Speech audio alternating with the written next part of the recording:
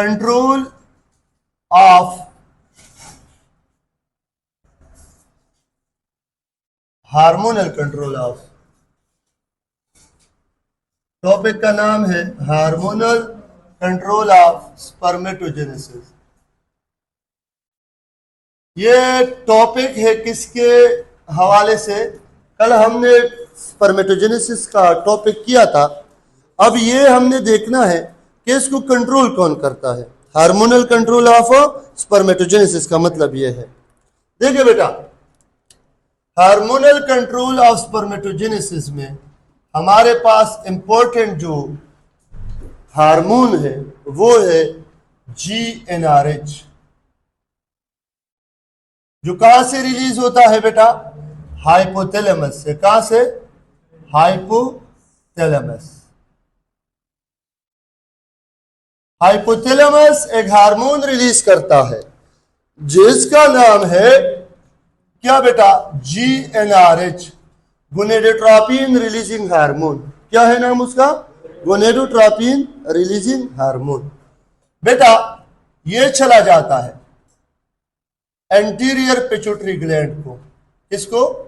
Anterior pituitary gland को चला जाता है। ठीक हो गया।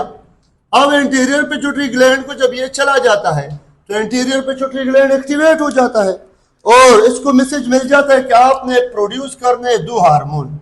उस दो हार्मोन के नाम क्या है? एक का नाम है FSH, फोलिकल स्टिमुलेटिंग हार्मोन, और दूसरे का नाम है LH, ल्यूटिनाइजिंग हार्मोन। और मेल में इस LH को कहते हैं interstitial cell stimulating hormone. Male में इस हार्मोन का नाम क्या है? ये फीमेल में भी रिलीज होता है, ये भी रिलीज होता है, लेकिन मेल में इसको कहते हैं ICSH, interstitial cell stimulating hormone. यहां तक क्लियर हुआ? अब बेटा ये FSH नहीं है, फोलिकल स्टिमुलेटिंग। ये क्या काम करेगा? ये दो काम करते हैं। देखें, ये अमल करेगा किस पे? सर्टोली सेल पे। कौन से सेल पे? सर्टोली सेल पे। सर्टोली सेल का दूसरा नाम मैंने आपको बताया था, also known as nurse cell. अब नर्स से नाम आता है तो इसका मतलब क्या है कि इसका काम क्या होगा? Nourishment of sperm, nourishment of sperm. ये स्पर्म की नरिशमेंट करता है, उसको लिक्विड मीडियम प्रोवाइड करता है, और दूसरा काम करता है एक हार्मोन प्रोड्यूस करता है जिसका नाम है एनहेबिन। क्या नाम है बेटा? एनहेबिन। लेकिन ये हार्मोन कब प्रोड्यूस करता है? व्हेन स्पर्म काउंट राइजेस, जब स्पर्म बहुत ज्यादा बने, जब स्पर्म बहुत ज्यादा बने तो एनहेबिन की सिक्रीशन शुरू हो जाती है, एनहेबिन रिलीज हो जाता है। और किस किस को रोक देता है? इनहिबिट कर लेता है, इनहिबिट कर लेता है किस किस को?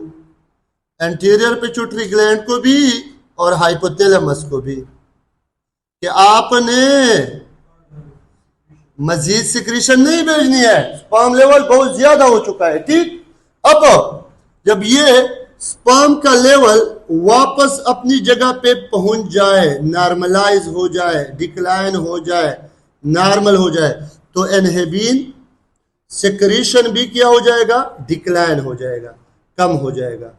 जब तक स्पर्म की काउंट नॉर्मल नहीं होगा एनहेबिन आएगा और इसको इनहिबिट करेगा। अंडरस्टैंड? तो ये क्या है? हार्मोनल कंट्रोल है स्पर्मेटोजेनेसिस का।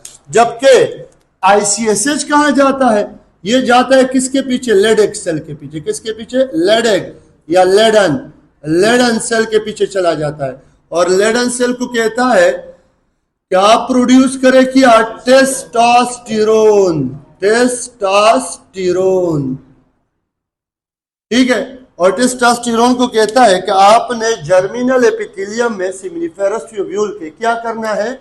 स्पर्मेटोजेनेसिस करना है, स्टार्ट करना है। क्या? स्पर्मेटोजेनेसिस, स्पर्म फॉर्मेशन स्टार्ट करना है। Is it clear? This is the hormonal control. अब यहां पे 3 MCQs है। पहला MCQs, मैन एक्टिवेटर यह है GnRH, हाइपोथैलेमस से आएगा। लेकिन एमसीक्यूज आ जाए, ये किससे बना है? प्रोटीन से, प्रोटीनियस इन नेचर है। ये किससे बना है? ये दोनों भी प्रोटीनियस इन नेचर है। ये टेस्टोस्टेरोन जो है ये स्टेरॉइड इन नेचर है, लेकिन इनहिबिन ये भी प्रोटीन से बना है। ये बेटा आप लोगों ने याद रखना है। अंडरस्टैंड? Is it clear? तो ये हमारे पास बेटा क्या हुआ? फिर सुने, हाइपोथैलेमस जीएनआरएच प्रोड्यूस करता है, यह आ जाता है एंटीरियर पिट्यूटरी ग्लैंड को एक्टिवेट करता है, ये फोलिकल स्टिमुलेटिंग हार्मोन और ल्यूटिनाइजिंग हार्मोन प्रोड्यूस करता है। Follicle stimulating hormone Sertoli cell जो सेमिनिफेरस ट्यूब्यूल के अंदर है उसको एक्टिवेट करता है। ये एक तो स्पर्म की नरिशमेंट करता है, उसको ग़िज़ा देता है, उसकी देखभाल करता है, लिक्विड मीडियम प्रोवाइड करता है, और दूसरा इनहिबिन प्रोड्यूस करता है। जब स्पर्म लेवल बहुत ज्यादा हो जाए तो फौरन ये आ जाता है और जीएनआरएच को इनहिबिट करता है कि मत रिलीज हो। अब ये नहीं आएगा तो एंटीरियर पिट्यूटरी ग्लैंड भी स्टिमुलेट नहीं होगी। हाँ, फिर जब स्पर्म लेवल नॉर्मलाइज हो जाए तो इनहिबिन भी रुक जाता है। ठीक, एलएच आईसीएसएच भी कहते हैं, इंटरस्टिशियल सेल स्टिमुलेटिंग हार्मोन। ये लेडन सेल की तरफ आ जाता है, लेडन सेल को एक्टिवेट करता है, ये हार्मोन प्रोड्यूस करता है टेस्टोस्टेरोन और स्पर्मेटोजेनेसिस स्टार्ट हो जाता है। Is it clear?